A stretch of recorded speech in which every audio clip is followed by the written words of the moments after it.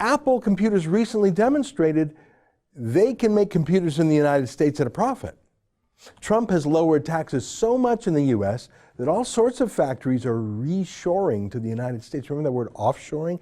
Now they're reshoring and repatriating money from abroad back home to America. So here's my point.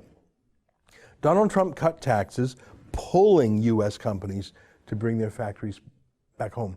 And then Trump put tariffs on China, pushing American factories to relocate back home, or at least somewhere other than China. So there was the pull of low taxes, the push of tariffs, both of which he did for his America First agenda, economic prosperity and patriotism. Those were condemned as jingoistic, but if you were a factory owner and you took the plunge and took a hint and moved your factory back to America last year, you'd be thanking your lucky stars right now, wouldn't you? Globalization is built on mass-scale economies, where saving a few pennies per pound of something or a few dollars per ton of something, it can add up if you're dealing with millions or billions of pounds or tons. But there are other prices to pay besides just a few percent profit here and there. I think we see the flip side of that argument with foreign, cheap, illegal workers, especially in the United States, but also here in Canada. California is a key example. I mean, if you're paying illegal workers a few dollars an hour less, let's say it's even $10 an hour less, why, that might work out to 25 cents per avocado that you're saving. 10 cents cheaper for an orange or a tomato. Now, if you multiply that by millions or billions, that's a lot of money. I mean, it's more efficient that way. That's globalization. Saves you a bit of money, but what's the cost? That Dr. Michael Gardam says you can't just close borders. I think what he meant was you can't just close borders if you want to have cheap Chinese apples and cheap Chinese aspirin. And by cheap, I mean a few pennies cheaper. He's right. But he's stating that as if you'd be insane to sacrifice that savings. It reminds me a bit of Brexit, where the entire establishment was going crazy, warning you what life would be like if the UK removed itself from a political institution called the European Union.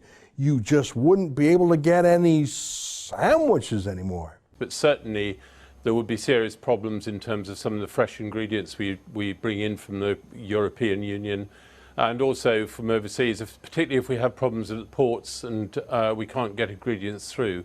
Because they're all fresh and don't have a very long shelf life, and we've got no chance of stockpiling fresh ingredients. So I think the answer from the sandwich industry is going to be that it's going to limit the amount of choice that consumers have if we suddenly crash out Brexit in the way that's being talked about. Yeah, no, that's crazy. You can get sandwiches, and even if it were true, which of course it wasn't, was having exotic ingredients in your sandwich worth giving up political independence? Was it really that important? Is saving 25 cents per avocado worth having illegals in the country displacing legal workers and illegals who don't pay taxes, who aren't registered in any way with the law, and yet who still take social services, schools, hospitals, lots of police? Is the state of California really ahead of the game by saving 25 cents per avocado? If you've outsourced your entire steel industry to China so that steel is a bit cheaper, let's say it's even, I'm going to make up a number, $500 cheaper in your car. Not that there's a lot of steel in cars anymore, but how often do you buy a new car? Once every 5 or 10 years? So is saving $500, and it's not even that much, every 5 years, worth shutting down your entire country's steel industry? Is it worth having thousands of unemployed men in Hamilton, Ontario, or Pittsburgh, Pennsylvania? So your new car is $40,000 instead of $40,500. That's an excerpt from my daily show, The Ezra Levant Show. Every day I do a monologue on the news of the day, then I interview an interesting guest, and then I read my hate mail. You gotta subscribe. Go to rebelnews.com.